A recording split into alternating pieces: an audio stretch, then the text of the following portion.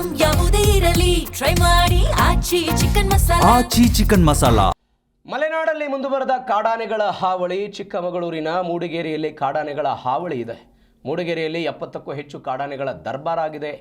ಬೀಟಮ್ಮ ಭೀಮ ಹೆಸರಿನ ಕಾಡಾನೆಗಳ ತಂಡದ ಲಗ್ಗೆ ಇಟ್ಟಿರೋದು ದೃಶ್ಯದಲ್ಲಿ ನೀವು ಗಮನಿಸ್ತಾ ಇದ್ದೀರಿ. ಕಾಫಿ ತೋಟ, ಭತ್ತದ ಗದ್ದೆಗಳಲ್ಲಿ ಕಾಡಾನೆಗಳ ದಾಂಧಲೆ ಆಗಿದೆ.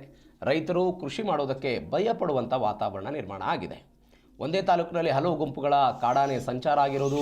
ಮೂಡಿಗೆರೆ ತಾಲೂಕಿನ ಕಸ್ಕೆಬೈಲು, ಜೀವಸಳ್ಳಿ ಸೇರಿದಂತೆ ಹಲವು ಗ್ರಾಮಗಳಲ್ಲಿ ಈ ಕಾಡಾನೆಗಳ ಉಪಟಳ.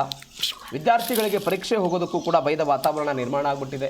ಕಾರ್ಮಿಕರಿಗೆ ಕೆಲಸ ಇಲ್ಲ, ಜೀವನ ನಿರ್ವಹಣೆ ಕಷ್ಟ ಆಗ್ತಿದೆ. ಅರಣ್ಯ ಇಲಾಖೆಯವರು ಇದರ ಬಗ್ಗೆ ಗಮನ ಹರಿಸಬೇಕು ಅಂತ ಅವರೆಲ್ಲ ಅಳಲು ತೋಡ್ಕೊಂಡಿದ್ದಾರೆ. ಈಗಾಗಲೇ ಮಲೆನಾಡಲ್ಲಿ ಕಾಡಾನೆ ದಾಳಿಯಿಂದ ಸಾವು ನೋವು ಸಂಭವಿಸ್ತಾ ಇವೆ. ಅರಣ್ಯ ಇಲಾಖೆ, ಎಲಿಫೆಂಟ್ ಟಾಸ್ಕ್ ಫೋರ್ಸ್ ನಿರಂತರ ಕಾರ್ಯಾಚರಣೆ. ಕಾಡಾನೆ ಹಾವಳಿಗೆ ಶಾಶ್ವತ ಪರಿಹಾರ ಕೊಡಬೇಕು ಅಂತ ಮಲೆನಾಡಿಗರ ಒತ್ತಾಯ ಆಗಿದೆ.